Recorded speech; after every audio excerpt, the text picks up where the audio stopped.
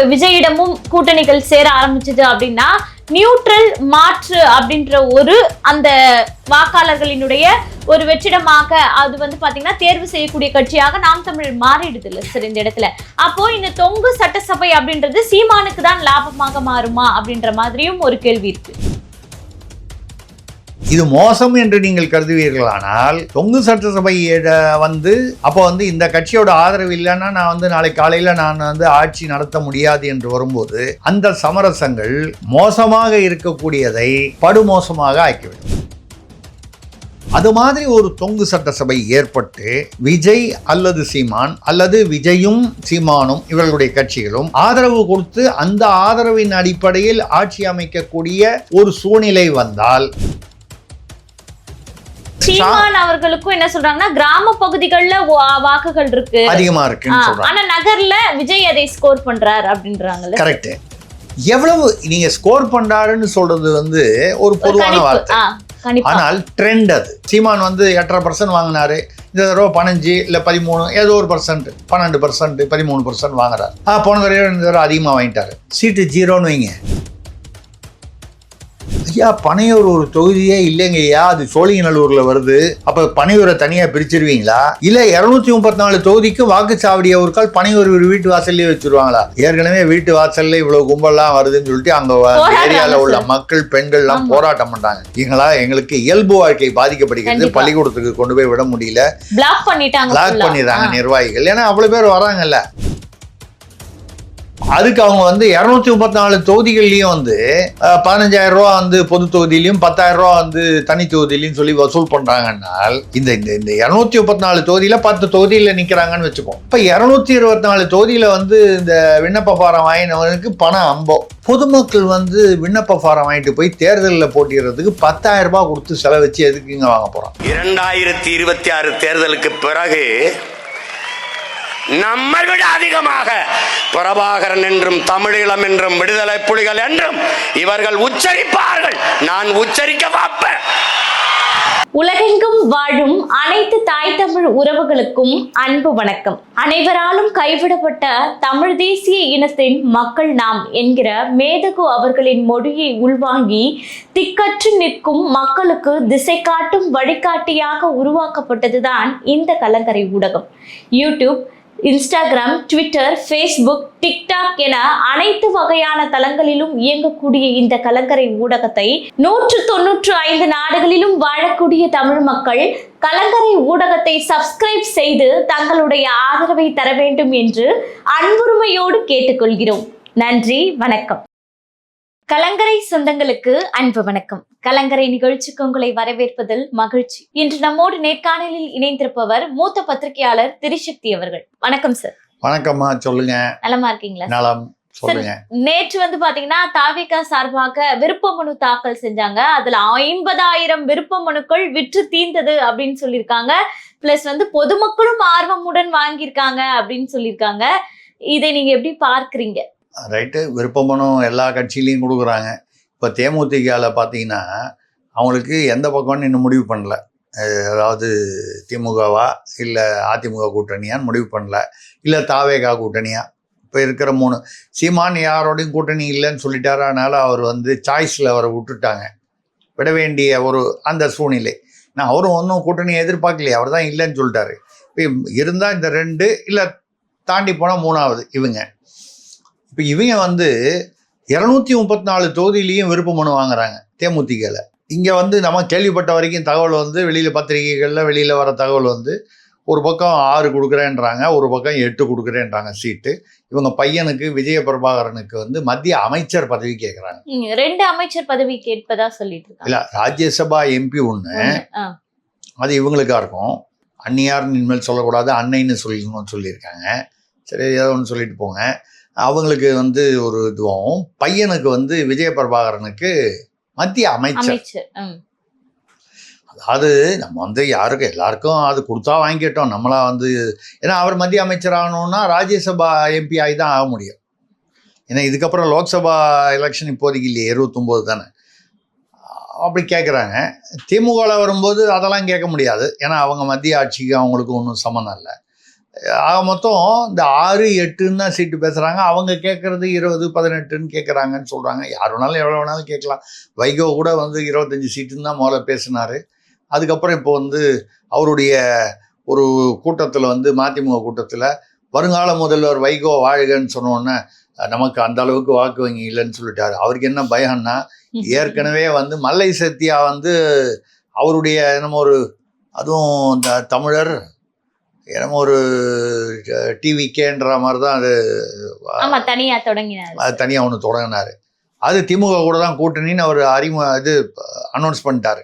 இப்போ மல்லை சத்யா வைகோவிட்டேருந்து பிரிஞ்ச மல்லை சத்யாவும் இங்கே தான், வைகோவும் இங்கே தான். இது பல சிக்கல்களை உருவாக்கும். அவங்க கேட்குற தொகுதி இவங்க கேட்குற தொகுதியும் ஒன்றா இருந்ததுன்னா இன்னும் சிக்கல் அதிகமாகும். இப்போ வைகோ வந்து சூழ்நிலையை புரிஞ்சுக்கிட்டு நம்ம அதிகாரத்தில் பங்கு கேட்கலன்னு பெருந்தன்மையாக என்னமோ வந்து திமுகவில் வந்து இல்லைங்க அதிகாரத்தில் பங்கு கொடுத்து தான் அவன் நீங்கள் வந்து தான் அவனும் ரொம்ப கெஞ்சி கூத்தாட்டின மாதிரி எங்களுக்கு அதிகாரத்தில் பங்கு வேணாம்னு. வைகோ அட்லீஸ்ட் வந்து அவருக்கு அரசியல் அனுபவம் இருக்குது.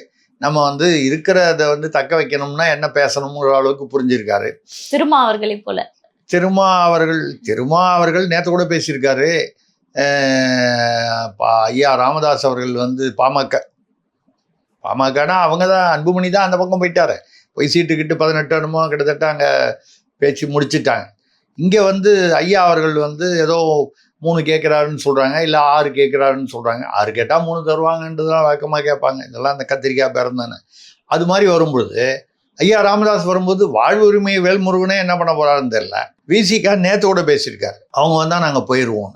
சார் இப்ப கொஞ்ச நாளுக்கு முன்னாடி தான் எனக்கு தலையிட மாட்டேன் அவங்களுடைய விருப்பம். முதல்வர் என்ன அதான் சொன்னார். ஒரு நாளைக்கு ஒன்று பேசுறாரு, அவர் மறந்துடுறாருன்னு நினைக்கிறேன் சார். மறந்துடுறாரு இல்லை அந்த சீசனுக்கு தகுந்த மாதிரின்ற மாதிரி அன்னன்னைக்கு காலையில் வந்து ஒரு முடிவெடுத்து ஒன்னோட ஒன்று தொடர்பு இல்லாமல் பேசுகிறாரு.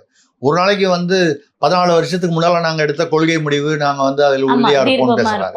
மறுநாளைக்கு வந்து முதல்வர் தமிழக முதல்வரும் திமுக தலைமையும் என்ன முடிவு எடுக்கிறதோ அதை எடுப்போங்கிறாரு. நேற்று பேசியிருக்கிறது வந்து பாமக உள்ளே இருக்கிற இடத்துல நாங்கள் இருக்க மாட்டோம், நாங்கள் வெளியில் போயிடுவோம்னு சொல்கிறார். அவங்கள நிறைய இடத்துல சொல்கிறது அவர் வெளியில் போயிடுவோன்னு தான் சொல்கிறார தவிர அவரால் போக முடியாது. போனால் அவர் மட்டும் தனியாக தான் போகணும், துணைக்கு ஆள் இருக்க மாட்டாங்க. அவருக்கு உள்ள 2ஆம் கட்ட தளபதிகள் எல்லாரும் இங்கேயே தான் இருப்பாங்க.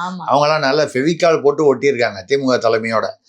அப்போ என்ன ஆகும், கட்சி உடையக்கூடிய நிலைமையில் அவர் என்ன பண்ணுவார், ஐயா கொடுக்குறத கொடுங்கன்னு சொல்லிட்டு வாங்கிட்டு இங்கேயே இருக்கணும். இந்த அத்துமீறு அடங்கமறு இதெல்லாம் ஒரு பொட்டலத்தில் கட்டி வங்காள விரிகுடாவில் எரிஞ்சிட்டு நம்ம வந்து அந்த அந்த வழியில் ஒரு மார்வாடி கடை இருக்கும், அங்கே போய் தன்மானம் ரோஷம் இதெல்லாம் வந்து ஒரு கர்ச்சீஃபில் கட்டி அடமானம் வச்சுட்டு கொடுக்குறத வாங்கிட்டு நிற்க வேண்டிய ஒரு சூழ்நிலை கட்டாயத்தில் இருக்கார். நடுவில் ஏதாவது வசனம் பேசுனா ஏதாவது பிரயோஜனப்படுமான்னு பார்க்குறாரு. அது திமுக தலைமை இந்த மாதிரி எவ்வளோ பேர் வசனகர்த்தாக்களை அவங்க பார்த்துருப்பாங்க.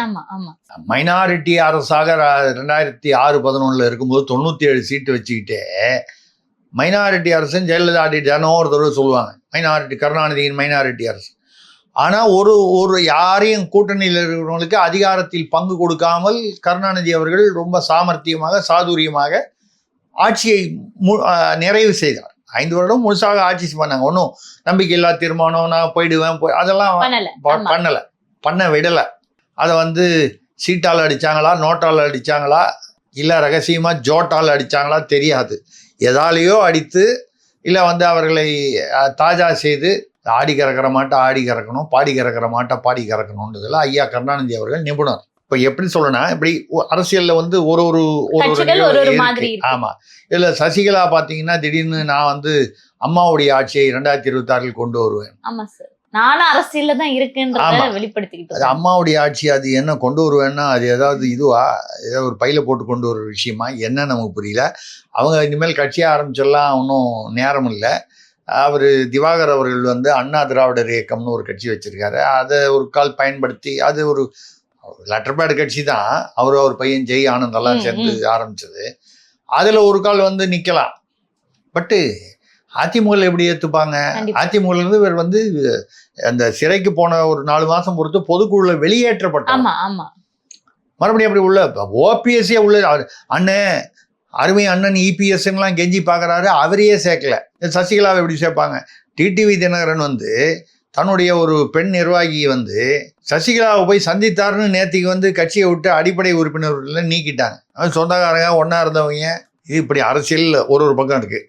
இப்போ திருமாவுடைய அரசியல் இப்படி இருக்குது. இப்போ நம்ம விஜய் நீங்கள் பனையூருக்கு வந்து நம்ம அது நீங்கள் கேட்ட பாயிண்ட்டுக்கு வரும்னா 50,000னா கிட்டத்தட்ட ஒரு ஏதோ சில கோடிகள் பணம், 10,000 ரூபா ஒருத்தருக்குண்ணா. இதில் நமக்கு சொல்கிற தமாஷான ஒரு செய்தி என்னன்னா, மூலம் வந்து எல்லாமே சோல்ட் அவுட்டு. அதான் விண்ணப்பம் சோல்ட் அவுட்டு, வித்து போச்சு. இது வந்து என்ன பாஷை? சினிமா பாஷை. சினிமாவில் தான் போனீங்கன்னா அந்த காலத்தில் கவுண்டர் இருக்கும். அது ஒரு டிக்கெட்டை கொடுப்பாங்க. ஒரு 10-15 நிமிஷத்துலாம் டாப்னு கவுண்டரை மூடிடுவான். ஏமா வித்து போச்சு, இனிமேல் அடுத்த ஷோ தான். இப்போ ஆன்லைனில் வந்துடுது. ஃபுல்லாகிடுச்சுன்னா உங்களுக்கு ரெட்டு காமிச்சிடும். ஃபுல்லாக ஆன்லைனில் வந்து ரைட். ஆக இந்த ஹவுஸ்ஃபுல்லு வித்து போச்சு எப்படிங்கிறதெல்லாம் வந்து இந்த சினிமாவுடைய அந்த சினிமா தொழிலுக்கு உண்டான ஒரு அதே மாதிரி தான் இங்கேயும் சொல்கிறாங்க. நம்ம தான் ஆரம்பத்துலேருந்து சொல்லிட்டு இருக்கோம், விஜயும் தாவேகாவும் இன்னமும் இதை வந்து சினிமாவாக நினைத்து கொண்டிருக்கிறார்களே தவிர இதை அரசியல் என்ற உணர்வே அவர்களுக்கு இல்லை என்பதுதான் நம்மளுடைய விமர்சனம். சரி, அவங்க தான் அப்படி இருக்காங்க, மக்களும் அப்படியா சார்? மக்கள் விருப்ப மனுவை வாங்கிட்டு போய் என்ன பண்ண போறாங்கன்ற கேள்வியும் இருக்குல்ல சார் இந்த இடத்துல. நீங்க மக்கள் மக்கள் மக்கள்னு சொல்றீங்களே, எந்த மக்கள்? நீங்க போய் வாங்கினீங்களா? இல்ல. ஐயா கேமரா செலுத்துற ஐயா அவர் வாங்கினாரா? இல்ல. நான் போய் வாங்கினேனா? மக்கள்னா யாரை சொல்கிறாங்க? மறுபடியும் விஜய் ரசிகர்களை தானே சொல்கிறாங்க. இப்போது நம்மளுடைய கேள்வி என்னென்னா, ஒரு தொகுதி 234 தொகுதி, ஒரு தொகுதிக்கு சில தொகுதியில் 4-5 பேர் வாங்குவான், சில தொகுதியில் 10-20 பேர் கூட வாங்குவான். விண்ணப்பம் தானே, 10,000 ரூபா தானே போனால் போதுன்னு வாங்குவான். இதுக்கப்புறம் வந்து என்ன சொல்கிறாங்க, அவர் புஷி ஆனந்து 2 கோடி டிடி கொடுத்தாதான் வேட்பாளருக்கு செலெக்ஷனுக்கு கன்சிடர் பண்ணுவேன்னு சொல்கிறாருன்னு சொன்னாங்க. அதுக்கப்புறம் விஜய் கூப்பிட்டு அப்படியெல்லாம் வந்து நம்ம பாமர மக்கள்கிட்ட நம்ம தொண்டர்கள்ட்ட வந்து நம்ம வந்து கேட்கக்கூடாது, அதனால் 2 கோடியை 1 கோடியாக வந்து பெரிய மனசு பண்ணி அவர் பெருந்தன்மையோட குறைச்சிட்டாரு அப்படின்னு ஒரு தகவல் வருது. மக்கள் சேவைக்காக 1 கோடி 1 கோடி அவன் ஏற்கனவே வச்சிருந்தானா அவன் கோடீஸ்வரன். ஆமாம் சார். யாரும் வந்து ரொம்ப அதாவது ஆர்வ கோளாறுல இருக்கிறவன் தான் வீட்டை விற்று 1 கோடி வந்து அடமானம் வச்சு கொண்டு போய் அப்படிலாம் பண்ணுவான். இல்லைன்னா ஒரு 10 கோடி வச்சிருக்கிறவன் தான் 1 கோடி பரவாயில்லன்னு வந்து போட்டு பண்ணுவாங்க. இப்போ 10 கோடி இருக்கிறவன் வந்து எவ்வளோ பேர் வந்து தாவேகால வந்து கோடீஸ்வரர்கள் தொழிலதிபர்கள் வந்து தேர்தலில் நிற்க போகிறாங்க? இருப்பாங்க, யாருமே இருக்க மாட்டான்னு சொல்ல. 234 தொகுதியிலையும் அப்படி இருப்பாங்க. அதில் 34 பேர் இப்படி இருந்தாலே பெரிய விஷயம். கண்டிப்பாக. இதில் வேற வந்து செங்கோட்டையன் அவர்கள் எல்லாருமே வந்து இப்போ வந்து மக்கள் ரொம்ப அதிருப்தியில் இருக்காங்க.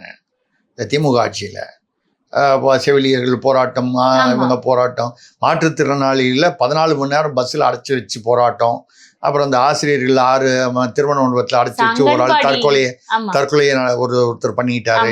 அப்புறம் அங்கன்வாடி, அதுக்கப்புறம் அந்த ஆம்புலன்ஸ் ஓட்டுநர்கள், இப்படி எல்லா விதமான ஆசிரியர்கள், பகுதி நேர ஆசிரியர்கள், வணிகர்கள், விவசாயிகள், இப்படி வந்து எல்லா பக்கமும் மக்கள் வந்து டென்ஷனாக இருக்காங்க பாருங்க. அதனால நம்ம அரசியல்வாதிகள் என்ன நினைக்கிறாங்கன்னா, நம்ம வந்து மக்களுக்கு கொஞ்சம் கிச்சு கிச்சு மூட்டி சிரிப்பு மூட்டணும், கொஞ்சம் அவங்கள நல்ல மூட்ல வைக்கணும். இப்போ சசிகலா வந்து அம்மா ஆட்சின்னு சொன்னாலா, இதை கேட்டோன்னா நமக்கு உடனே சிரிப்பு வருதா? நம்ம துக்கத்தெல்லாம் மறைஞ்சி எப்படி சிரிக்கிறோம் நம்ம. அது மாதிரி ஐயா செங்கோட்டையன் அவர்கள் பேசியிருக்காரு, 234 தொகுதிகளிலும் தாவேகா ஜெயிக்குமா. இதை பார்த்தவொன்னே பயந்துக்கிட்டு ஸ்டாலின், உதயநிதியும் அவர்களும், இந்த பக்கம் எடப்பாடி அவர்களும், நயினார் நாகேந்திரனும் அநேகமாக தேர்தலே வந்து நாங்கள் நிற்கலன்னு சொல்லி பயந்து ஓடுவாங்கன்னு எதிர்பார்க்குறாங்களா என்னன்னு தெரியல. அதாவது நீங்கள் சொல்லுங்கள், இப்போ திமுக கூட 200 தொகுதி ஜெயிப்போன்னு சொல்கிறாங்க. உடனே எடப்பாடி பதிலுக்கு வந்து 210ங்கிறாரு.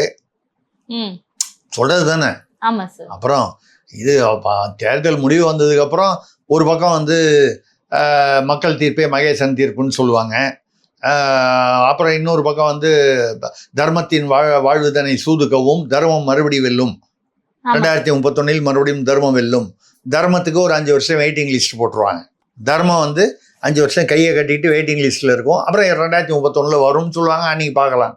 இது அரசியலில் வழக்கமான வசனங்கள். இருந்தாலும் ரொம்ப அராஜகமாக தெரியல. சார், ஆல்ரெடி டிவிக்கு செலக்ட் பண்ணி வச்சிருப்பாங்கல்ல சார் 234 பேரை, இவங்கள தான் வேட்பாளரா நிக்க போறோம். இது வெறும் ஒரு கண் துடைப்பாக தானே சார் இருக்கும். இல்ல அவங்கள கேட்டா இல்ல இனிமேல் தான் அப்படின்வாங்க. அப்படி பார்க்க போனா தேர்தல் அறிக்கைக்கு பொதுமக்கள்லாம் வந்து தங்களுடைய தேர்தல் அறிக்கைக்கான கருத்துக்களை வந்து இந்த வெப்சைட்லன்னு சொல்லி நேற்று முந்தானத்தை அறிவிச்சிருக்காங்க. இனிமேல் நீங்க கருத்து கேட்டு அதை வந்து நீங்க சார்ட் அவுட் பண்ணி அதுலேருந்து எடுத்து 1 மாசம் தான் சார். அதுக்கப்புறம் நீங்க தேர்தல் அறிக்கையை வெளியிட்டு அதை மக்களிடம் கொண்டு சென்று எப்போ தெரியலையே. நமக்கு வந்து இவங்க 2026 தேர்தலுக்கு தான் பேசுகிறாங்களா, 2031 இல்லை 2036க்கு பேசுகிறாங்களான்னு தெரியலையே. அந்த அளவுக்கு இன்னும் நீங்கள் பூத் கமிட்டி போடலை. மாவட்ட செயலாளரே பல மாவட்டங்களில் இன்னும் போட்டு முடிக்கலை. சில இடத்துலலாம் போட்டிருக்காங்க, சில இடங்களில் இன்னும் முடிக்கலை. இப்படி இருக்கக்கூடியதில் நமக்கு என்னன்னா சில கோடிகள் பணம் வசூல் பண்ணிட்டீங்க விண்ணப்ப ஃபாரத்தில். அதை கூட நம்ம வந்து அது வந்து வழக்கமான அரசியல் நிகழ்வு. தேமுதிகல மொத்தமே 10 சீட்டு கிடைக்குமான்னு தெரியல. சிங்கிள் டிஜிட்டுக்கு மேலே தாங்காதுன்ற லெவலில் 6ஓ 8ஓ தான் கிடைக்கும்ன்ற எதிர்பார்ப்பில் இருக்குது. அவங்க கேட்குறது 20 கேட்குறாங்க. இருந்தால் கூட ஒரு 6, 8 தான் கிடைக்கும் அப்படின்னு ஒரு பொதுவான ஒரு அனுமானம். பார்த்தீங்கன்னா விஜயகாந்த் அவர்களும் இல்லாத போது அவருக்கு வாக்கு வங்கி இன்னும் சிதைந்து இருக்கும். அப்படி இருக்கும்போது என்ன வரும்னு அதுக்கு அவங்க வந்து 234 தொகுதிகள்லையும் வந்து 15,000 ரூபா வந்து பொது தொகுதியிலையும் 10,000 ரூபா வந்து தனி தொகுதியிலையும் சொல்லி வசூல் பண்ணுறாங்கன்னால் இந்த இந்த 234 தொகுதியில் 10 தொகுதியில் நிற்கிறாங்கன்னு வச்சுக்கோம். எந்த திமுக கூட்டணியோ அந்த கூட்டணியோ ஏதோ ஒரு கூட்டணியில். இப்போ 224 தொகுதியில் வந்து இந்த விண்ணப்ப ஃபாரம் வாங்கினவனுக்கு பணம் அம்போ. ஆமாம் ஆமாம். இது எல்லா கட்சிகளையும் நடக்குது. இப்போ திமுக அதிமுக கட்சிகள்லாம் வந்து பார்த்தீங்கன்னா அப்படி வந்து விண்ணப்ப ஃபாரம் வாங்குறவன் ஏதோ ஒரு பின்புலம் இல்லாமல் வாங்க மாட்டான். ஒரு நம்பிக்கை இல்லாமல் வாங்க மாட்டான். ஏன்னு கேட்டால் இவ்வளவு வருஷமா அரசியல் பழகியிருக்காங்க. மாவட்ட செயலாளர் எனக்கு தெரியும், மந்திரி எனக்கு தெரியும், அவருக்கு நான் சொந்தக்காரன், இவருக்கு நான் வேண்டியவன், இவருக்கு நான் பினாமி, இப்படி ஏதோ ஒரு கணக்கு இருக்கும். சார் இந்த அளவுக்கு 50,000 பேர்லாம் வாங்க மாட்டாங்கல்ல சார். ஒரு தொகுதினா குறைஞ்சது ஒரு 10 பேர் அப்படின்ற அளவுக்கு. அதான் சொல்றேங்க. இப்போ வந்து பார்த்தீங்கன்னா கிட்டத்தட்ட வந்து 234ன்னா ஒரு தொகுதிக்கு வந்து 100 பேர் வாங்கியிருந்தாலே அப்போ ஒரு தொகுதிக்கு 200 பேர் சராசரியாக வாங்கியிருக்காங்க. 200 பேர் வந்து ஒரு தொகுதிக்கு வந்து அதில் வேற சொல்றது என்ன, அதுதான் எனக்கு வந்து ஆச்சரியமாகவும் அதே சமயத்தில் அதிர்ச்சியாகவும் இருக்குன்னா, பொதுமக்கள்ல நிறைய பேர் வந்து வாங்கிட்டு போனாங்க. பொதுமக்கள் வந்து விண்ணப்ப ஃபாரம் வாங்கிட்டு போய் தேர்தலில் போட்டிடுறதுக்கு 10,000 ரூபாய் கொடுத்து செலவச்சு எதுக்குங்க வாங்க போகிறான்? அப்படி வாங்குறவன் வந்து என்னவா வாங்குவான்? ஓகே, இது அதுவும் ஒரு அரசியல் நிகழ்வு. பொதுவாக வந்து தமிழ்நாட்டில் மற்ற இடங்கள்லையும் இருக்கக்கூடியது. என்னன்னு கேட்டிங்கன்னா தலைவர் பேரில் இப்போ எடப்பாடி யாருன்னா இல்லை ஸ்டாலின் அவர்கள்னா ஸ்டாலின் பேரில் 234 தொகுதியிலையும் சில பேர் வாங்குவாங்க. இதெல்லாம் வந்து ஏதோ பொதுமக்கள் வந்து வாங்குறாங்களான்னு நினச்சக்கூடாது. அந்தந்த தலைவர்களே வந்து செட் பண்ணி வாங்குவாங்க. அதாவது 234 தொகுதியிலையும் வந்து எடப்பாடியார் நிற்கிறாரு, ஸ்டாலின் நிற்கிறாரு, உதயநிதி நிற்கிறாருன்ற ஒரு இமேஜை பில்டப் பண்ணுறதுக்காக இவங்களே அங்கங்கே காசை கொடுத்து வாங்குவாங்கன்றது தான் வந்து நிதர்சனமான உண்மை. இது வந்து தமிழ்நாட்டில் ஒரு பாரம்பரியமான ஒரு அரசியல் போக்கு. இது வந்து உண்மையிலேயே வந்து யார் செய்தாலும் இது வந்து மக்களை ஏமாற்றுவது. 234 தொகுதியில் வந்து ஸ்டாலின் அவர்களோ உதயநிதி அவர்களோ எடப்பாடியோ யாராவது எந்த தலைவருமே எந்த கட்சியாக இருந்தாலும் நிற்க முடியுமா? நம்ம புஷி ஆனந்த் பேசினது தான் ஞாபகம் வருது. தளபதி விஜய் நினைச்சாருன்னா 3-4 தொகுதியில் நிற்பார். அரசியலமைப்பு பிரகாரம் 2 தொகுதிக்கு மேலே நிற்க முடியாது. நான் அந்த 2 தொகுதியில் நிற்கிறதே வந்து சட்டப்படி தப்பு அப்படிங்கிற கருத்து உடையவன். கண்டிப்பா. ஏன்னு கேட்டால் ஒரு வாக்காளன் வந்து 2 இடத்துல 2 தொகுதியில் ஓட்டு போடக்கூடாது என்று தடை இருக்கும் பொழுது, முடியாது என்னும் பொழுது, அது எப்படி ஒரு வேட்பாளர் வந்து 2 இடத்துல நிற்கலாம்? இப்போ இந்த கேள்வியை வந்து நம்ம வந்து எல்லாருக்கும் தான் கேட்குறோம். ராகுல் காந்தி வயநாட்டில் நின்னாரு, அமேதியில் நின்னாரு. மோடி அவர்கள் வாரணாசியில் நின்னாரு, அகமதாபாத்ல நின்னாரு. நம்ம மொத்தம் அது கட்சி சார்போட கேட்கல. பாஜக, காங்கிரஸ், ஒரு ஒரு அமைப்புல வந்து இது தவறு. ஒரு நீங்க வந்து வாக்காளர் வந்து 2 இடத்துல ஓட்டு போடக்கூடாதுன்னு சொல்லும்போது நீங்க எப்படி வந்து ரெண்டு இடத்துல நிக்கிறது? ஏன்னா அது ஒன்று ஜெயிச்சாங்க, 2மே ஜெயிச்சுட்டாங்கன்னு வைங்க. இப்போ மோடி அப்படிதான் ஜெயிச்சாரு. ராகுல் காந்தி என்ன பண்ணாரு? புத்திசாலித்தனமா ஒரு இடத்துல தோத்துட்டார். அப்படி வச்சுக்கலாமா? இல்லையா? அப்படி வச்சுக்கலாம். அவருக்கு ஒரு எப்பாவது ஒரு தடவை நம்ம அவருக்கு அந்த கிரெடிட் கொடுக்கணும் இல்லையா? பாவம். அதனால வந்து அந்த அளவுக்கு இதில் தோத்துட்டார். அமேதியில், வயநாட்டில் ஜெயிச்சாரு. இப்போ மோடி 2லையும் ஜெயிச்சாரு. ஒன்று அகமதாபாத்ல ரிசைன் பண்ணாரு. அப்போ மறுபடியும் இடைத்தேர்தல் வருது. அந்த இடத்துல வந்து தேவையில்லாம ஒரு செலவு, மறுபடியும் வந்து தேர்தலுக்கான ஏற்பாடுகள். இது நம்ம சொல்றது இந்தியா பூரா வந்து ஒரு சட்ட திருத்தம் வர வேண்டும் தேர்தல் ஆணையத்தின் மூலமா. இப்போ அந்த மாதிரி வரும்போது 234 தொகுதியிலையும் ஒரு தலைவர் பேர்ல வந்து வாங்குறதுன்றது ஒரு சும்மா ஒரு பில்டப் அடையாளம் தானே தவிர ஜனநாயக அரசியல்ல வந்து இது ஏற்றுக்கொள்ளப்பட முடியாத ஒரு விஷயம். கண்டிப்பா சார். அப்படியே வாங்கினாலும் விஜய் அவர்களினுடைய படிவம் தான் முதல் படிவமா போடப்படுது. ஜோசப் விஜய் தொகுதி பனையூர்னு போடுறாங்களே சார். பனையூர்னு ஒரு தொகுதி புதுசா ஆரம்பிக்கிறாங்க. அவங்க ஒரு கால் வந்து தேர்தல் ஆணையத்திட்ட சொல்லி சோழிங்கநல்லூர்ல இருந்து பிரிச்சு பனையூரை மட்டும் தனியா. இதைத்தான் நான் சொல்றேன். தூய்மை பணியாளரோட வந்து நீங்க போய் பார்க்கணுமா, அவங்கள வீட்டுக்கு கூப்பிட்டு ஒரு டீ சாப்பிட்டு அனுப்பிச்சிடுவாங்க. வெள்ள நிவாரணத்துல கொண்டு போய் கொடுக்கணுமா, அங்க போக மாட்டாரு. பனையூர்ல ஒரு 50 குடும்பத்தை கூப்பிட்டு எல்லாருக்கும் ஒரு பாக்கெட்டு அரிசி பருப்பெல்லாம் கொடுத்து அவங்களாம் சிரிச்சுக்கிட்டு கூட நின்று செல்ஃபி எடுத்துட்டு போவாங்க. அப்புறம் வந்து இவங்களுக்கு வந்து 41 பேர் இறந்து போனவங்களுக்கு வந்து அந்த குடும்பங்களுக்கு அவர் அனுதாபம் தெரிவிக்கணுமா, பனையூர்ல இருந்து தான். அப்பவே நம்ம சேனல்ல பேசியிருக்கோம், இவர் வந்து தேர்தலுமே அநேகமாக வாக்குச்சாவடியை பனையூர்ல தான் வைக்கணும்னு. இப்போ நீங்கள் கிட்டத்தட்ட அந்த கேள்விக்கு தான் நான் 3 மாதம் 4 மாதம் முன்னால் நான் சொன்ன ஜோதிடம் இன்று பலிக்கிறது. இப்போ பார்த்தீங்கன்னா ஜோசப் விஜய் பனையூர் அப்படின்னா என்ன அர்த்தம்? பனையூர் தொகுதி. ஐயா, பனையூர் ஒரு தொகுதியே இல்லைங்க ஐயா, அது சோழிங்கநல்லூரில் வருது. அப்போ பனையூரை தனியாக பிரிச்சிருவீங்களா? இல்லை 234 தொகுதிக்கும் வாக்குச்சாவடியை ஒரு கால் பனையூர் வீட்டு வாசல்லே வச்சுருவாங்களா? ஏற்கனவே வீட்டு வாசல்ல இவ்வளவு கும்பல்லாம் வருதுன்னு சொல்லிட்டு அங்க ஏரியாவில் உள்ள மக்கள் பெண்கள்லாம் போராட்டம் பண்றாங்க. எங்களுக்கு இயல்பு வாழ்க்கை பாதிக்கப்படுகிறது, பள்ளிக்கூடத்துக்கு கொண்டு போய் விட முடியல, பிளாக் பண்ணிடுறாங்க நிர்வாகிகள். ஏன்னா அவ்வளவு பேர் வராங்கல்ல. இப்ப எல்லாத்துக்கும் வருவாங்க, இந்த விண்ணப்ப படிவத்துக்கு வருவாங்க, அதுக்கப்புறம் மறுபடியும் நேர்காணலுக்கு வருவாங்க. இப்படி இந்த தேர்தல் வரை இது தொடர்ந்து கொண்டே இருக்கும். அந்த பகுதி மக்கள் வெளியில வரணும்ல, ஸ்கூலுக்கு போனோம், ஆபீஸுக்கு போனோம். இது ஒரு அவர்களுடைய பாவம். ஏன்டா பனையூர்ல அவன் வீடு வாங்கணும், ஏன்டா வீடு வாடகைக்கு எடுத்தோம் பனையூர்ல அப்படின்ற ஒரு வார்த்தை. இதுக்கப்புறம் காலி பண்ணிட்டு எங்க போறது இந்த தேர்தலுக்குள்ள? இப்படி ஒரு சிக்கல். இந்த 50,000 பேர் ஹவுஸ்ஃபுல்னு சொல்லி வித்துட்டேன்னு சொல்லும் போது நமக்கு என்ன கணக்கு வருதுன்னா, இவங்க உண்மையிலேயே பொதுமக்கள் எதுக்காக வாங்கிட்டு போறாங்க?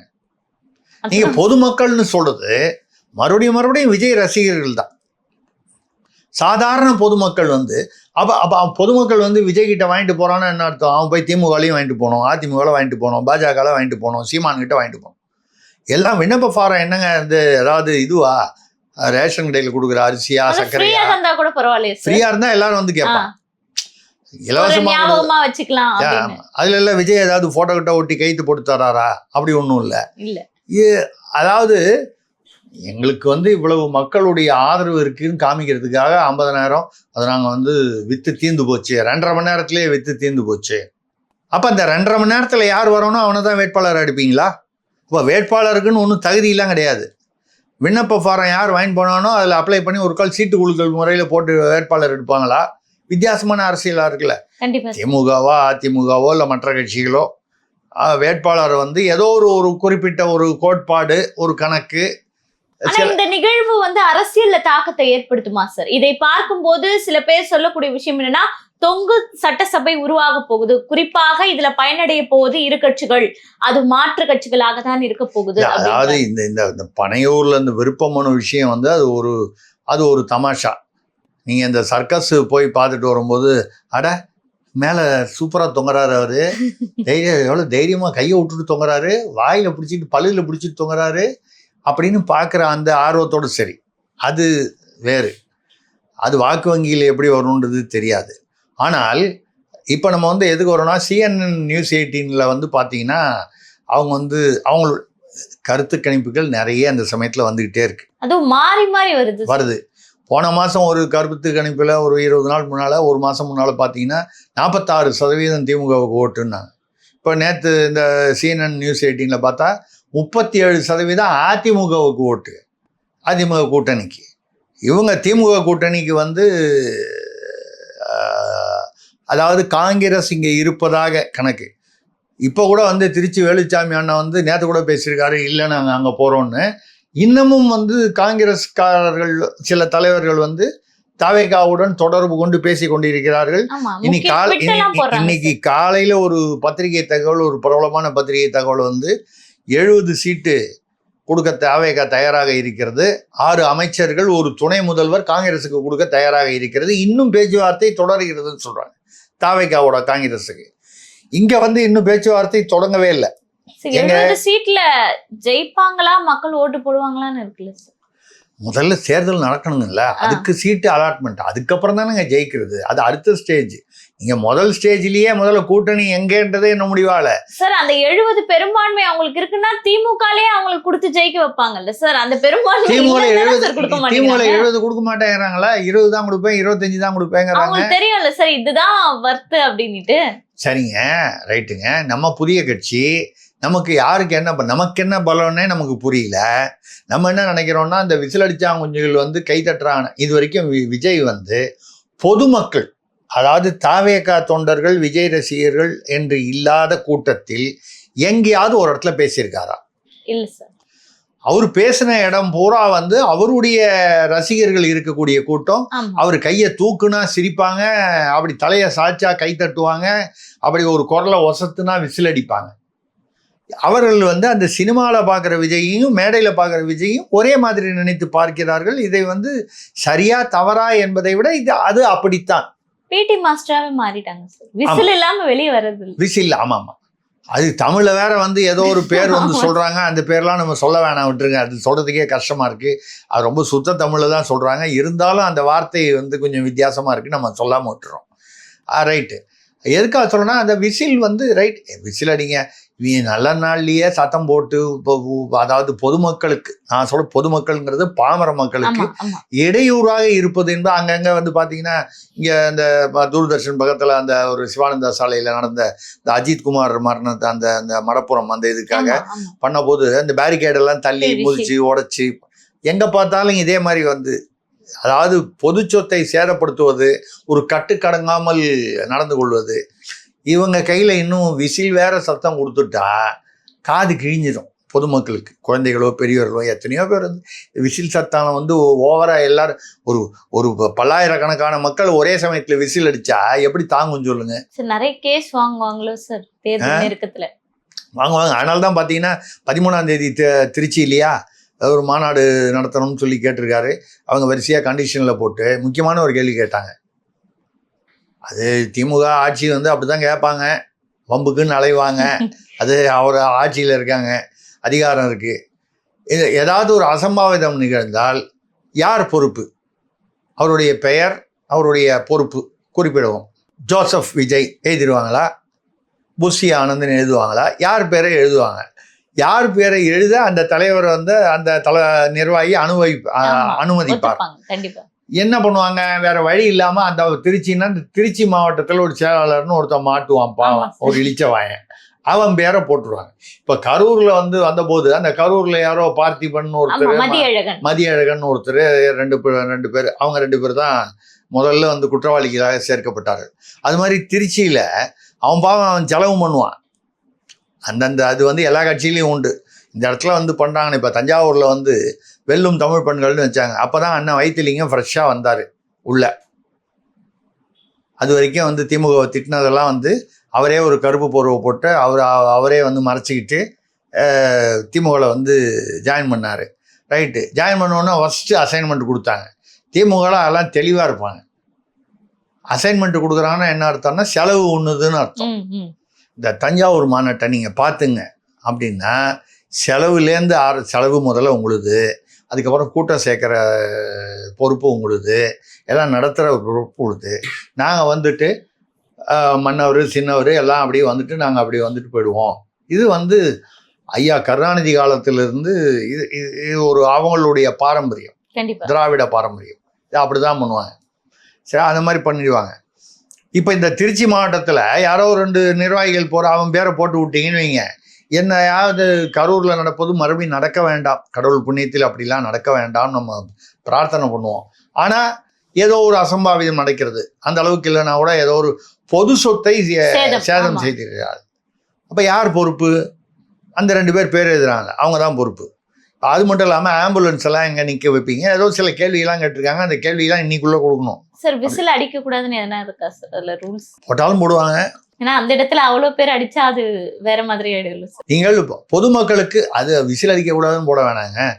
பொதுமக்களுக்கு இடைஞ்சலாக இருக்கக்கூடாதுன்னு ஒரு பொதுவான ஒரு விதி போட்டாலே எல்லாமே உள்ள வந்துடும்.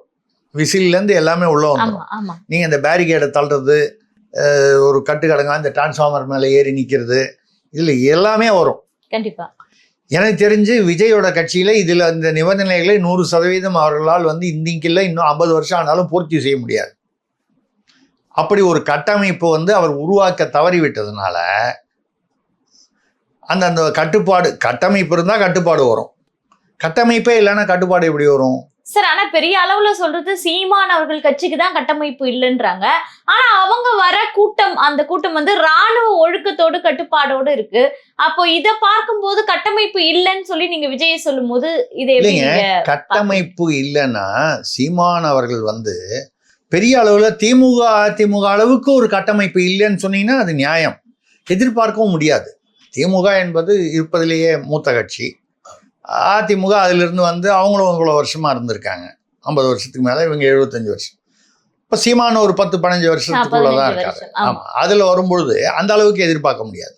ஆனால் கட்டமைப்பே இல்லை என்றால் அந்த கட்டுப்பாடு எங்கிருந்து வருது? ஏதோ ஒரு கட்டமைப்பு இருக்கு. அதை விட முக்கியம், கட்டமைப்பை தாண்டி தலைவர் வந்து கையசைத்தால் கண்ணசைத்தால் கட்டுப்பாடு வருகிறது.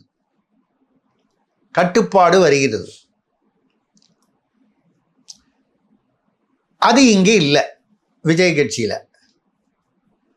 விஜய் வந்து மேலே இருக்கிறவனை வந்து டிரான்ஸ்ஃபார்மரோ ஏதோ அந்த ஆடியோ டவர் மேலே ஏறி நிற்கிறவன் இறங்குன்னு கை காமிக்கிறார் மேடையிலேருந்து. அவன் எனக்கு ஃப்ளையிங் கிஸ் கொடுத்தாதான் இறங்குவேங்கிறான். இவரும் ஒரு நடிகர் ஆண், அவரும் ஒரு ஆண், எதுக்கு ஃப்ளையிங் கிஸ்ஸு? ஏதோ ஒரு பருவ ஆணும் பருவ பெண்ணும் ஒருத்தருக்கு வந்து ஃப்ளையிங் கிஸ்ன்னு பேசிக்கிறாங்க, இல்லை குழந்தைகள் பேசிக்கிறாங்கன்னா நமக்கு புரியுது. இது என்னன்னே நமக்கு புரியல. அவன் ஃப்ளையிங் கிஸ் கொடுத்தா தான் இறங்குவேன், இவர் வந்து நீ இறங்குன்னு நான் கொடுக்குறேன்றார். என்ன நான் எதுக்கு சொல்கிறேன்னா, ஒரு தலைவர்னா இறங்கு. இப்போ விஜயகாந்த் கூட அவருடைய கூட்டத்தில் வந்து யாராவது எங்கேயாவது தேவையில்லாமல் கத்திக்கிட்டு இருப்போம், ஏய் பாரு கப்புனு இறங்கிடுவான். இந்த ஆளுமையும் அந்த கட்டுப்பாடும் இருந்தது. விஜய் வந்து இந்த கட்டுப்பாடு இல்லாத ஒரு என்ன சொல்றது, காட்டாறு போல ஒரு காட்டு மிராண்டித்தனமா நம்ம சொன்னா அது தவறான வார்த்தையா இருக்கும், நாகரிகம் இல்லை. அதனால நம்ம காட்டாறுன்னு சொல்றோம். கிட்டத்தட்ட அர்த்தம் ஒண்ணுதான், இருந்தாலும் அந்த வார்த்தை பிரயோகத்துல நம்ம சரியா இருக்கும். அந்த காட்டாறு போல இருக்கிறத அதை அவர் வந்து கட்டுப்படுத்த முடியவில்லை என்பதை தாண்டி அப்படி காட்டாறு போல இருப்பதை அவர் விரும்புகிறாரோ என்று தோன்றுகிறது. இப்படி எல்லாம் ஒரே கச்சா முச்சான்னு வந்து குதிக்கிறாங்கன்னா, பாரு எனக்கு எவ்வளவு கூட்டம், பாரு எங்க ஆளுங்க எவ்வளவு சத்தம் போடுறாங்க பாரு அப்படின்னு அதை அனுபவிக்கிறார், அதை ரசிக்கிறார். அப்ப நீங்க அங்கேயே ப்ராப்ளம்னா நீங்க வந்து கீழே ப்ராப்ளம்னு சொல்லி எப்படி நீங்க பேச முடியும்? இப்போ வந்து நீங்க கேட்ட அந்த கேள்விக்கு வர்றேன். இந்த தொங்கு சட்டசபை, இந்த CNN நியூஸ் 18 இதுல வந்து பாத்தீங்கன்னா 37% அதிமுக கூட்டணிக்குன்னு சொல்றாங்க, தேசிய ஜனநாயக கூட்டணி. 33 என்னமோ வந்து 32 33 திமுக கூட்டணி. தாவேகாவுக்கு 21% சொல்றாங்க. சீமான் நாம் தமிழரை பத்தி அதுல குறிப்பிடல. நீங்க கழிச்சு பாத்தீங்கன்னா ஒரு 8-9% வருது. வேற யார் 4 அணி தானே நிக்க போறாங்க. 9 தான் வாங்குவாரா, கூட வாங்குவாரா, குறைச்சு வாங்குவாரா, மக்களுடைய தீர்ப்பு. நம்ம வந்து திருப்பி வந்து கிளிப்புள்ளைக்கு சொல்ற மாதிரி மறுபடியும் சொல்றது என்னன்னா, 2 விஷயம். ஒன்று, 40% மேல் எந்த கட்சி வாங்குகிறதோ அந்த கட்சி தான் வந்து 118 இடங்களை பெற்று ஆட்சி அமைக்க முடியும். அது தனியாகவோ இல்லை கூட்டணி அணியாகவோ. இப்போ 37 33 தான் தொங்கு சட்டசபை. இது ஒரு விஷயம். ரெண்டாவது இன்னொரு விஷயம், அதுக்குள்ள உள் விஷயம் என்னன்னு கேட்டீங்கன்னா, 20% 10% என்பது ஒரு புள்ளி விவர கணக்கு மட்டுமே. அது எவ்வளவு சீட்டா கன்வெர்ட் ஆகுது? 20% சீட்டா கன்வெர்ட் ஆகாம 0 சீட்டா கூட கன்வெர்ட் ஆகலாம். நிச்சயமா சார், அங்கங்க பாதி இல்லைங்க. சராசரி 234 தொகுதியிலையும் சும்மா ஒரு பேச்சுக்கு வச்சுப்போம், சராசரியா 20% வருது விஜய்க்கு. அப்போ வந்து நிச்சயமா வந்து சீட்டு வராது. எம்எல்ஏ சீட்டு 0வா இருக்கும். இருக்கும் நம்ம சொல்ல இருக்கலாம். ஆனா அதே விஜய்க்கு ஒரு 4 இடத்துல வந்து 40% சீட்டு வருதுன்னு வைங்க, 4 சீட்டு வரும் அந்த தொகுதிகளில் மட்டும். இப்போ சில தொகுதிகளில் வந்து இப்போ சென்னையில் அவர் வந்து பலமாக இருக்காரு, ஏதோ ஒரு இந்த மாவட்டங்களில் பலமாக எல்லாரும் திமுக வந்து சென்னையிலையும் டெல்டாலையும் வந்து ரொம்ப பலம்னு ஒரு பொதுவான ஒரு எண்ணம் உண்டு. இப்போ விஜய் வந்து சென்னையில் பலமாக இருக்காருன்னு சொல்கிறாங்க, கிராமிய பகுதியில் பலவீனமாக இருக்காருன்னு சொல்கிறாங்க. இதெல்லாம் வந்து ஒரு கணிப்புகள், ஒரு கருத்துகள். அதிமுக வந்து கொங்கு பகுதியில் ஸ்ட்ராங்காக இருக்காங்கன்னு சொல்கிறாங்க. சீமான் அவர்களுக்கும் என்ன சொல்றாங்கன்னா கிராம பகுதிகள்ல வாக்குகள் இருக்கு அதிகமா இருக்குன்னு சொல்றாங்க. ஆனா நகர்ல விஜய் அதை ஸ்கோர் பண்றாரு அப்படின்றாங்கல்ல. கரெக்ட். எவ்வளவு நீங்க ஸ்கோர் பண்றாருன்னு சொல்றது வந்து ஒரு பொதுவான வார்த்தை, ஆனால் ட்ரெண்ட் அது. அதை தாண்டி எவ்வளவு வாக்கு சதவீதம் அந்த தொகுதியில் வாங்குகிறார், அந்த வேட்பாளர் வாங்குகிறார், அவர் தானே நம்ம ஒன்ல வந்தா தானே சீட்டு வரணும். கண்டிப்பா சார். நீங்க வந்து வெறும் புள்ளி விவரமாக வந்து இப்போ சீமான் வந்து 8.5% வாங்கினாரு, இந்த தடவை 15 இல்லை 13 ஏதோ ஒரு %, 12%, 13% வாங்குறாரு. போன தடவை இந்த தடவை அதிகமாக வாங்கிட்டாரு, சீட்டு 0ன்னு வைங்க. வெறும் புள்ளி விவரம் மட்டும்தான் வந்து நீங்க தார்மீகமா ஒரு வெற்றியை கொண்டாடலாமே தவிர அரசியல் ரீதியாக சட்டமன்றத்தில் நுழைய முடியாது. நான் விஜய்க்கும் அதே தான் சொல்றேன், சீமானுக்கும் அதே தான் சொல்றேன். 20% வாங்கினால் கூட சீட்டு 0ன்னு வரலாம். ஸோ இந்த சதவீதத்தை விட்டுவிட்டு எவ்வளவு இடங்களை அவர்கள் எத்தனை தொகுதிகளில் வெற்றி பெறுகிறார்கள் சீமானோ விஜயோ? சார் அப்படி பார்த்தோம்னா இப்ப சீமான் அவர்கள் ஏற்கனவே பல தேர்தலில் போட்டிட்டு இருக்காரு. குறிப்பா இந்த காரைக்குடி அந்த மாதிரி கடலோர சார்ந்த சில விஷயங்கள் இடங்கள்லாம் வந்து பாத்தீங்கன்னா நாம் தமிழர் கொஞ்சம் கூடுதலாக வாக்குகள் பெற்றிருக்காங்க. நீங்க சொன்னது போல கான்சென்ட்ரேட் பண்ணி அங்க வேலை பார்த்தா அங்க ஜெயிப்பதற்கு வாய்ப்புகள் இருக்குன்னு வச்சுக்கோங்களேன். விஜய் பொறுத்தவரையும் எப்படி அந்த தொகுதிகளை அவங்க தேர்வு செய்வாங்க? இதைத்தான் நான் சொல்றேன். இப்போ சீமானுக்கு வந்து இந்த 10 வருடத்துக்கு மேல உள்ள அனுபவம், 15 வருட கட்சி அனுபவம், 10 வருடங்களுக்கு மேல தேர்தல் அனுபவம்னு வச்சுக்கிட்டீங்கன்னா இந்தந்த தொகுதிகளில் நம்ம கொஞ்சம் ஸ்ட்ராங்காக இருப்பதற்கான வாய்ப்புகள் இருக்குது. அதாவது மற்ற தொகுதிகளை விட இந்த தொகுதிகளில் கொஞ்சம் நமக்கு அதிகமாக இருக்குது. இன்னும் கொஞ்சம் அதிகமாக ஃபோக்கஸ் பண்ணால் இங்கே வந்து நம்ம 1 நம்பர் வரலாம், வெற்றி பெறும் வேட்பாளராக வரலாம். ஆமாம். வாக்கு சதவீதத்தை வந்து இம்ப்ரூவ் பண்ணுறது மட்டும் இல்லாமல் வெற்றி பெறக்கூடிய அப்படின்னு சொல்லக்கூடிய அளவுக்கு, பகுத்து அறியக்கூடிய அளவுக்கு அனுபவமும், ஏற்கனவே தேர்தலில் வாங்கிய வாக்கு வங்கிய அனுபவமும் அவங்களுக்கு ஒரு வழிகாட்டியா இருக்கு. விஜய்க்கு அந்த வாய்ப்பு இல்லை. நம்ம வந்து விஜய் வந்து அதனால அவர் ஒண்ணுமே, அவர் பிளாஸ்ட்னு சொல்றாரு, அவர் வேஸ்ட் நம்ம வந்து அவர் பாணியில பேச விரும்பல. நம்ம சொல்றது என்னன்னா, இந்த இடத்தில் நமக்கு அதிகமான ஒரு வாக்கு வங்கி இருக்கு, அங்க ஃபோக்கஸ் பண்ணணும்னு அதை பகுத்தறியதற்கான ஒரு நேரமும் சூழ்நிலையும் அந்த அனுபவமும் அவருக்கு இல்லை. சரி, அதை அறிந்து சொல்வதற்கு ஒரு கட்டமைப்பு இருக்கிறதா என்றால் பூத் கமிட்டி. நீங்கள் ஒரு தொகுதின்னு எடுத்துக்கிட்டீங்கன்னா குறைந்தபட்சம் ஒரு 16 பூத் கமிட்டி. ஒரு பெரிய தொகுதின்னா ஒரு 30, 35 இல்லை 40 வரைக்கும், சோழிங்கநல்லூர் மாதிரி தொகுதியிலலாம் ஒரு 30, 40. ஒரு பூத்துங்கிறது ஒரு வாக்கு சாவடியை பொறுத்து இருக்கு. அப்போ எத்தனை வாக்கு சாவடிகளோ அத்தனை பூத்து. அந்த பூத்தில் ஒரு கமிட்டி போட்டிங்கன்னா குறைந்தபட்சம் எனக்கு தெரிஞ்சு 6 பேர்லேருந்து 8 பேர் போடுவாங்க. சின்ன கட்சிகள்லாம் 4 பேராவது போடுவாங்க. எதுக்காகனா இவங்க வந்து அந்த வாக்கு நடக்கும்போது, அந்த வாக்குப்பதிவு நடக்கும்போது சரியான ஆள் வரானா, எல்லாரும் வந்துட்டாங்களா, ஐயா இன்னும் வீட்டுக்கு நீங்கள் வாக்கு போடலையா, மணி ஆகுதுங்க, அங்கே கும்பல் கம்மியாக இருக்குங்க, வந்து வாக்கு போடுங்க. இப்போ திமுக அதிமுக போன்றவர்கள் இதில் அவர்கள் பழுத்த அனுபவம் பெற்றவர்கள். அந்த பூத்தில் வந்து கரெக்டாக வந்து, சார் முன்சாமி என்ன வாங்க, இன்னும் ஓட்டு போடலையா, ஏங்க அப்புறம் வாங்க போடலாம், போவாங்க, அதை நம்ம வண்டி போகுது வாங்க. இது அவர்களுக்கு பழக்கமான ஒன்று, திமுகவாக இருக்கட்டும் அதிமுக பொதுவான.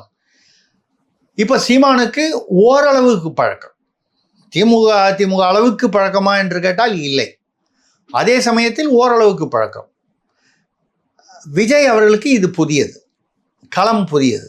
இந்த பூத் கமிட்டினா என்ன பண்ணணும் அப்படிங்கிறது தெரியாது. செங்கோட்டையன் போன்றவர்கள் வந்திருக்கிறார்கள்.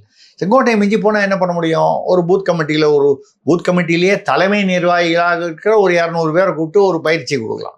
இந்த 200 பேர் அதை புரிஞ்சுக்கிட்டு அவன் போய் பயிற்சி. நீங்கள் ஒரு பூத்துக்கு ஒரு கிட்டத்தட்ட ஒரு 20 வச்சுங்க, ஒரு பூத்துக்கு ஒரு தொகுதியில் இன்ட்டு 234 5000 பூத்து. அதில் ஒரு குறைஞ்சபட்சம் 4 பேர் ஒரு பூத் கமிட்டியில், 2000 பேர். இந்த 2000 பேருக்கு வந்து நீங்கள் எப்படி பயிற்சி எடுப்பீங்க? இருக்கிற குறைந்த காலத்தில் 200 பேருக்கு பயிற்சி கொடுத்து அவங்கள போய் நீங்கள் மற்றவங்களுக்கு கொடுக்க சொல்லலாம். இதில் இந்த பூத் கமிட்டி எவ்வளோ தூரம் வந்து எஃபெக்டிவாக ஃபங்க்ஷன் ஆகும், எந்த இடத்துல ஃபோக்கஸ் பண்ணணும், எந்த தொகுதியில் ஃபோக்கஸ் பண்ணணும். நீங்கள் எல்லா 234 தொகுதியிலையும் ஒரே மாதிரி ஃபோக்கஸ் பண்ணணும். அப்படி இப்போ விஜய் ஒரு தொகுதியில் நிற்கிறாருன்னு வைங்க, அதில் பெரிய ஃபோக்கஸ்லாம் பண்ண வேண்டாம். விஜய் என்கிற ஸ்டார் வேல்யூ, இந்த ஸ்டார் வேல்யூ இருக்குது. அந்த ஸ்டார் வேல்யூவில் கண்ணை மூடிட்டு ஓட்டு போடுவாங்க. விஜய் போய் பிரச்சாரன்றது தலையை காமிச்சா போதும், ஒரு அடையாளத்துக்காக தலையை காமிச்சா போதும், அவர் ஜெயிச்சிருவார். விஜய் அங்கே என்ன கருத்து பேசுகிறாருலாம் இல்லை, கையை ஆட்டிட்டு வந்தாருன்னா கூட ஜெயிச்சிருவார். ஏன்னா அவருக்கு வந்து அந்த ஸ்டார் வேல்யூ இருக்குது. பட் எல்லா இடத்துலையும் நீங்கள் வந்து பொதுவாக எல்லாரும் சொல்லுவாங்க 234 தொகுதிகளிலும் விஜய் நிற்பதாக நீங்கள் நினைத்து நினைச்சிருவானா? நினைக்க மாட்டான். கண்டிப்பா. இன்னொன்னு அவங்க யாருன்னே தெரியாத அளவுக்கு ஒரு புதுமுகங்களா இருப்பாங்க. அந்த ஏரியாவிலேயே அறிமுகம். இது வந்து சீமானுக்கும் இதே பிரச்சனை இருக்கு. நம்ம வந்து விஜய்க்கு மட்டும் சொல்லலை, நடுநிலையாக சொல்கிறோம். ஏன்னா அவர் வந்து வெளியூரிலிருந்து கூட வந்து வேட்பாளர்களை கொண்டு வருகிறார். இப்போ மயிலாடுதுறையில் நிற்க வைக்கிறவங்க மயிலாடுதுறையை செய்யலாமல் வந்து வேற எங்கேயோ. ஸோ அந்த ஒரு இது இருக்கு. இந்த பூத் கமிட்டி இந்த பிரச்சனை இருக்கு. இதெல்லாம் வந்து தாண்டி விஜய் வர வேண்டும். இப்பொழுது என்னன்னா, இந்த கருத்து கணிப்பு மாறி மாறி வருது. இன்னொரு 10 நாள் பொறுத்த ஒரு கருத்து கணிப்பு பார்த்தீங்கன்னா அது எப்படி வரும்னு தெரியாது. இந்த கருத்து கணிப்பில் காங்கிரஸ் வந்து திமுகவோட இருக்கிறதா கணக்கு போட்டிருக்காங்க. ஆனால் இன்னமும் வந்து தாவேகாவுடன் பேச்சுன்னு சொல்லி ஒரு நடக்குது. அப்போ தாவேகாவுடன் காங்கிரஸ் போனால் அப்போ இந்த கருத்து கணிப்புடைய நிலை மாறுமா மாறாதா? நிச்சயமாக மாறும். இதில் இந்த மிஸ்லேனியஸ் உதிரிகளாக சொல்லக்கூடியது ஓபிஎஸ் இன்னும் முடிவு பண்ணல, சசிகலா இன்னும், இவங்கெல்லாம் வந்து சேர்ந்து எவ்வளோ பெரிய வாக்கு வங்கி வந்துட போகுதுங்கிறது என்னுடைய கேள்வி. இருந்தால் கூட சசிகலா, ஓபிஎஸ், தேமுதிக, ராமதாஸ், புதிய தமிழகம், கிருஷ்ணசாமி, என்னுடைய நினைவு வரைக்கும் பார்க்கும்போது இந்த 5 கட்சிகளும் முடிவு பண்ணல. எல்லாருமே பிப்ரவரி 15, 18 ஏதோ ஒரு தேதி சொல்கிறாங்க. இவங்க எல்லாரும் ஒரு பெரிய அப்படியே ஒரு ட்ரெண்டையே மாற்றிடுவாங்கன்னெலாம் ஒன்றும் இல்லை. ஆனால் ஒரு கட்சி ஜெயிக்கிற கட்சிக்கும் அடுத்து 2வது வரக்கூடிய கட்சிக்கும் தமிழகம் அளவுக்கு பார்க்கும்போது ஒரு 4%. இப்போ இந்த CNN கணிப்பு பிரகாரம் பார்த்தீங்கன்னா 37, 33, 4% ஓட்டு. இந்த உதிரிகள் வந்து எல்லாருமா சேர்ந்து ஒரு 4%ன்னு வச்சுங்க, ஒரு 5% தோராயமா. இந்த 5% எங்க சேருதோ அங்க வந்து அது மாறும் இல்ல? கண்டிப்பா சார். காங்கிரஸ் வந்து திமுகவுடன் சேராமல் தாவேகாவுடன் சேர்ந்தால் அப்ப திமுகவுக்கு வரக்கூடிய 33%ங்கிறது ஏதோ ஒரு 3%ஆவது குறையும் இல்ல, ஒரு 4%ஆவது குறையும் இல்ல. காங்கிரஸுக்கு ஒரு 4% இருக்குன்றாங்க. அப்ப குறையும் இல்ல.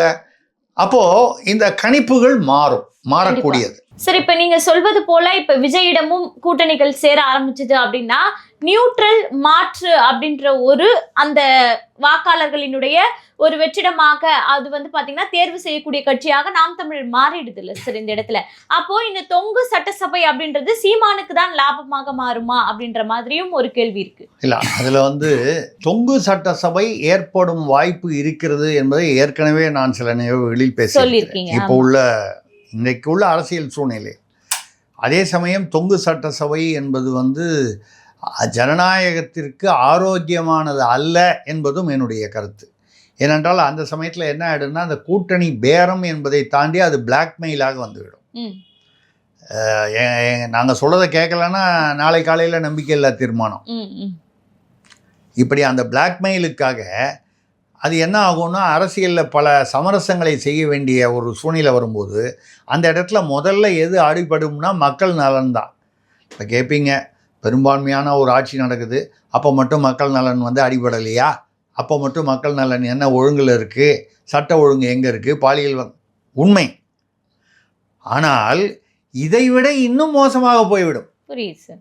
இது மோசம் என்று நீங்கள் கருதுவீர்களானால் தொங்கு சட்டசபை வந்து அப்போ வந்து இந்த கட்சியோட ஆதரவு இல்லைன்னா நான் வந்து நாளை காலையில் நான் வந்து ஆட்சி நடத்த முடியாது என்று வரும்போது அந்த சமரசங்கள் மோசமாக இருக்கக்கூடியதை படுமோசமாக ஆக்கிவிடும் மக்களை பொறுத்தவரை.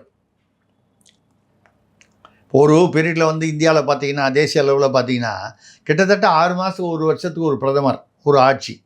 தேவகவுடா இருந்தார், விபி சிங் இருந்தார், சந்திரசேகர் இருந்தார். இங்கே யாருமே உருப்படியாக ஒரு 2 வருஷம் இல்லை. ஐக்கிய குஜரால் இருந்தார். நிலையற்ற ஆட்சி. அப்போ அவங்களுடைய கவனம் பூரா இந்த ஆட்சியை தக்க வைக்கிறதுல தான் இருக்குமே தவிர மக்கள் நலனில் இருக்காது. நீங்கள் ஒரு விதமாக தமிழ்நாட்டு அடையாளத்தை ஒரு உதாரணத்தை எடுத்து பார்த்தீங்கன்னா, இவங்க வந்து பெரும்பான்மையில் இருந்தால் மட்டும் மக்கள் நலனை பார்த்துடுறாங்களா, கொள்ளையடிக்கிறது எப்படி தான் பார்க்குறாங்க. ஒரு கால் இந்த மாதிரி ஒரு தொங்கு சட்டசபை ஏற்பட்டு நாளை காலையில் நம்ம ஆட்சியில் இருப்போமான்ற பயம் வந்தால் ஊழல், இந்த அராஜகம், சட்ட ஒழுங்கு பிரச்சனைகள் ஒரு கால் கம்மி ஆகுமோன்னு இன்னொரு கண்ணோட்டத்தில் கூட சொல்லலாம். கேள்விகள் கூட எழுப்பலாம்ல சார், அந்த ஆதரவு கொடுத்த அந்த எழுக்கலாம். ரெண்டாவது, இவர்களுடைய கவனம் கொள்ளையடிப்பதிலிருந்து தங்களை பாதுகாப்பு செய்து கொள்வதில், அரசியல் ரீதியாக தங்களை தற்காத்து கொள்வதிலேயே இவர்கள் நேரம் போடுறதுனால எங்கே ரூம் போட்டு யோசனை பண்ணி எந்த திட்டத்தில் கொள்ளையடிக்கலாங்கிறது கொஞ்சம் கம்மியாகலாம். ஸோ நம்ம சொல்கிறது வந்து இப்படியும் நடக்கலாம், அப்படியும் நடக்கலாம், மக்களுடைய தலையெழுத்து பிரகாரம் நடக்கும்னு வச்சுக்கலாம். ஆனால் ஒரு ஜனநாயக ரீதியாக ஏதோ ஒரு கட்சி பெரும்பான்மையாகவும் எதிர்கட்சிகள் இருப்பது தான் வந்து ஒரு ஜனநாயக ரீதியான பொதுவான விஷயம். நம்ம சொல்கிறது ஆரோக்கியம். அந்த மாதிரி வரும்பொழுது ஒரு தொங்கு சட்டசபை ஏற்படுமானால் அப்பொழுது சீட்டுகள், இடங்கள் பெற்ற சிறிய கட்சிகள், அது வந்து கூட்டணிக்குள்ளே உள்ள கட்சிகளாக இருந்தால் அவங்க சப்போர்ட் பண்ணிடுவாங்க கண்டிப்பாக. அந்த ஏற்கனவே அது ஒரு இருக்கக்கூடிய ஒரு ஏற்பாடுகள். இதை தாண்டி வெளியே புதிய அணிகள் என்றால் ஒன்று வந்து சீமான் அணி, இன்னொன்று வந்து விஜய் அணி. இவர்கள் வாங்கக்கூடிய இடங்கள், வாக்கு சதவீதம் பிரயோஜனப்படாது. சொல்லுங்கள், இடங்களை வைத்து இவர்கள் வந்து இவர்களுடைய ஆதரவு யாருக்கோ அவர்கள்தான் வந்து ஆட்சி அமைக்க முடியும் அப்படின்னு வரக்கூடிய ஒரு சூழ்நிலை வரும். அப்படி வரும்போது அது யாருக்கு சாதகமாக வரும் அப்படின்னு பார்த்தால், என்னுடைய கணக்கில் வந்து விஜய் வந்து திமுகவுக்கு நம்ம வந்து விஜய் ஒரு காலம் அந்த கிங் மேக்கர் பொசிஷன்னா இவர் ஆதரவு கொடுத்தால் ஆட்சி அமைக்க முடியும்னு வந்தால், அதிமுக கூட்டணி திமுக கூட்டணி அப்படின்னு வரும்போது விஜய் திமுக கூட்டணிக்கு ஆதரவு கொடுப்பதற்கான வாய்ப்புகள் மிக மிக குறைவு. ஏனென்றால் நேரடியாக எதிரி என்று சொல்லிவிட்டார். சரி, சீமானை எடுத்துக்கொள்வோம். ஒரு கால் சீமான அந்த இடத்தில் வருகிறார் என்று வைங்க, அவருமே திமுக கூட்டணிக்கு வந்து ஆதரவாக அவர் வந்து இருப்பதற்கு 1% கூட வாய்ப்பு இல்லை. அது மாதிரி ஒரு தொங்கு சட்டசபை ஏற்பட்டு விஜய் அல்லது சீமான் அல்லது விஜயும் சீமானும் இவர்களுடைய கட்சிகளும் ஆதரவு கொடுத்து அந்த ஆதரவின் அடிப்படையில் ஆட்சி அமைக்கக்கூடிய ஒரு சூழ்நிலை வந்தால் அது அதிமுக கூட்டணி, தேசிய ஜனநாயக கூட்டணிக்கு ஆதரவாக அமையும் என்பது என்னுடைய கணிப்பு. ஏனென்றால் இவர்களுக்கு இந்த திமுக எதிர்ப்பு என்பது 2 பேருக்கும் பொதுவான விஷயம். சீமானுக்கும் பொதுவான விஷயம், விஜய்க்கும் வந்து ரொம்ப பொதுவான விஷயம். இப்போ இதில் சரி, ஏன் வந்து அந்த பக்கம் போனோன்னா வேறு எங்கே தான் போகிறது? இல்லை மறுபடியும் மறுதேர்தல் வரணும். மறுதேர்தல் என்பது யாருமே விரும்ப மாட்டாங்க. அரசியல்வாதிகள் விரும்ப மாட்டாங்க, அதிகாரிகள் விரும்ப மாட்டாங்க, மக்கள் விரும்ப மாட்டாங்க. அப்படி வரக்கூடியதில் அதில் அந்த பக்கம் ஒரு ஒரு ஒரு அட்வான்டேஜ் என்ன இருக்குன்னா, மத்திய அரசு பாஜக இருக்கிறது. இப்போ கூட வந்து அவர் பிரதமர் வந்து ஒரு மாநாட்டில் பேசிட்டு போன போது, அப்போது அந்த இதில் ஒரு சமீபத்தில் அந்த எல்லா கட்சி மாநாடு, அந்த கூட்டணி மாநாட்டில் பேசிய போது என்ன சொன்னார், ஒரு மாநிலத்திலும் மத்தியிலும் இசைவான ஒரு கட்சிகள் இருக்கும் பொழுது அந்த மாநிலத்துக்கு அதிக பயன்கள் கிடைக்கும். ஏனென்றால் இது வந்து பெற முடியும் சார். அது ஒன்று. ரெண்டாவது, ஏதோ அவங்களுக்கு தான் கொடுப்பேன்னு அர்த்தத்தில் சொல்லலை. இப்போது தமிழ்நாட்டில் வந்து பார்த்திங்கன்னா திமுக அரசு இருக்கும்போது பல ரயில்வே திட்டங்கள், பல சாலைகள் திட்டங்கள் வந்து நிதி ஒதுக்கப்பட்டு இவர்கள் நிலம் அடையாளப்படுத்தாததுனால அது பணம் வந்து திரும்பி போயிடுது, இல்லை அந்த திட்டத்தை மக்களுக்கு சென்றடையவில்லை. அது ஒரே கூட்டணி, ஒரே ஒரு ஒரு ஒரு கருத்தியல் ரீதியாக ஒரு கூட்டணியாக இருந்தால் கூட இந்த மாதிரி வந்து இந்த பணம் வேஸ்டாக போகிறது, மக்களுக்கு சென்றடையாமல் போவது வந்து தடுக்கப்படும். கண்டிப்பாக இவர்கள் கேட்கும் பொழுது கேளுங்கள் கொடுக்கப்படும், தட்டுங்கள் திறக்கப்படும்ங்கிற ஒரு ஒரு ஒரு நிலை வரும். அந்த மாதிரி வரும்போது மத்தியில் பாஜக 2029 வரைக்கும் நிச்சயமாக இருக்க போகுது. அவர் பிரதமர் பேசும்போது அடுத்த 25 ஆண்டுகளுக்கு பாஜக ஆட்சி தான் சொல்கிறாரு. அது மக்களுடைய தீர்ப்பு. நம்ம பொதுவாக வந்துப்போம். இப்போ அவர் சொல்கிறத பார்த்தா 29 தாண்டி அடுத்த 5 வருஷமும் பாஜக தான் வரா மாதிரி தெரியுது. வேறு எதிர்கட்சி எதுவுமே வலிமையாக மத்திய அரசை கைப்பற்றும் அளவுக்கு தெரியவில்லை. காங்கிரஸ் பலவீனமாக இருக்கிறது. அதை தவிர மற்றதெல்லாம் பிராந்திய கட்சிகள். இல்லை, எதுக்காக சொல்கிறேன்னா, அப்படி வரும்பொழுது இப்படி ஒரு சூழ்நிலை அமையுமானால் விஜய் அல்லது சீமான் இவர்களுடைய ஆதரவு, அல்லது விஜய் மற்றும் சீமான் இவர்களுடைய ஆதரவு அப்படின்னு வந்தால் அது திமுகவுக்கு போவதற்கு வாய்ப்பில்லை, அதிமுகவுக்கு தான் போகும். ஸோ இன்னொரு இந்த நியூட்ரல் நடுநிலையாளர்கள் இல்ல வந்து எனக்கு மாற்று அரசியல் தான் வேணும் அப்படின்றவங்க எந்த ஒரு சாய்ஸும் இல்லாம சீமான் அவர்களை தான் தேர்ந்தெடுக்கக்கூடிய கட்டாயத்துக்கு இந்த தேர்தலில் தள்ளப்படுவாங்களான்ற கேள்வியும் இருக்கு சார். தள்ளப்படலாம். ஆனால் அதே சமயம் வந்து 40% வாங்கி ஆட்சி அமைக்கும் அளவுக்கு அது இருக்குமா என்பது எனக்கு வந்து அதில் ஒப்புதல் இல்லை. அதாவது சீமான் வந்து இப்போ நியூட்ரலாக இருக்கிறவங்கள ஒரு சிலர் அவர்களுக்கு வாக்களிக்கலாம் என்பதை நான் ஏற்றுக்கொள்கிறேன். ஆனால் வந்து அவ்வளோ பேரும் அவருக்கு வாக்களித்து திமுக அதிமுகவை மீறி சீமானை வந்து முதலமைச்சராகவோ ஆட்சியை பிடிக்கும் அளவுக்கோ 2026 அப்படி ஒரு சூழ்நிலை உருவாகுமா என்று என்னுடைய கணிப்பை கேட்டீர்களானால் அது கடினமான விஷயம் என்று சொல்வேன். இது வந்து நான் சீமான் வரக்கூடாதுன்றதுக்காக சொல்லலை. எது வந்து இயல்பாக வரக்கூடிய சாத்தியக்கூறுகள் எங்கே இருக்கின்றன என்று பார்த்தால் அது அவருடைய சீட்டுகள். நான் தான் சொல்கிறேன், முதல்ல அவர் வந்து ஒரு 10-20 சீட்டு சட்டமன்றத்தில் இடம் பிடிக்க வேண்டும். ஆமாம். அப்போ ஒரு தொங்கு சட்டசபை போனால் 10 சீட்டோ 20 சீட்டோ கூட பலமாக இருக்கும். கண்டிப்பாக ஆட்சிக்கு ஆதரவு தெரிவிக்கும் வகையில் பலமாக இருக்கும். நீங்கள் அந்த 10-20 சீட்டு வராமல் நீங்கள் 118 சீட்டு அவர் வாங்கிடுவாரா அப்படின்னு கேட்டிங்கன்னா சீமான் வாய்ப்பு இல்லை என்று தான் நான் உள்ளதை உள்ளபடி சொல்லுவேன், கண்டதை கண்டபடி சொல்லுவேன், கண்டபடி சொல்ல மாட்டேன். என்னுடைய பாணி அது.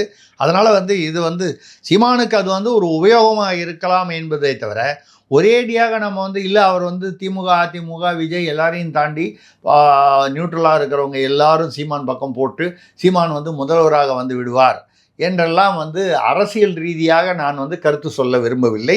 அது சாத்தியத கூற்றுகள் மிக குறைவானது என்பதுதான் என்னுடைய கருத்து. கண்டிப்பா சார். நடப்பு கால அரசியல் குறித்து பல்வேறு தகவல்களை பகிர்ந்துக்கிட்டீங்க. தொடர்ந்து பேசுவோம். நன்றி. நன்றி, வணக்கம்.